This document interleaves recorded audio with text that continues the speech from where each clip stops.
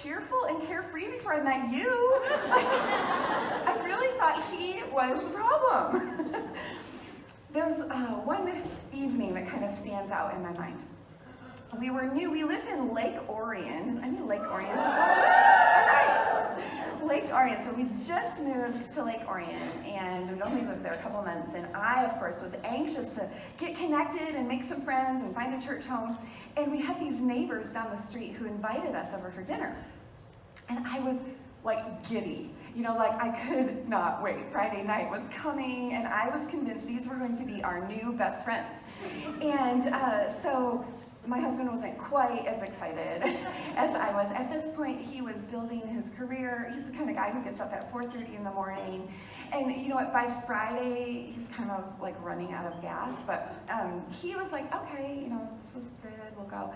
And so we go to our neighbor's house and we have this lovely dinner. They're Christians and they have kids similar ages. And it was just so much fun. And after dinner, we're sitting in the living room and kind of like having this conversation with these new friends. And my husband was sitting on the floor, petting the dog.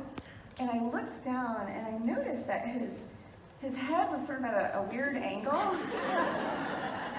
I saw his hand was kind of limp on the dog's back. I thought, oh, right, he's asleep. So I started getting really animated and telling all these stories, so that they would look at me. And then somebody asked him a question.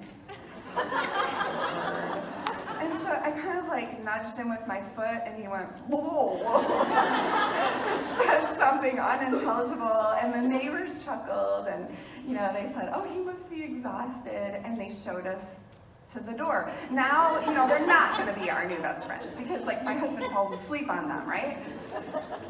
And in the space of like about 5 driveways, from their driveway to our driveway, I packed a lot in. I was pumping my arms in the darkness and I was saying to him, you humiliated me.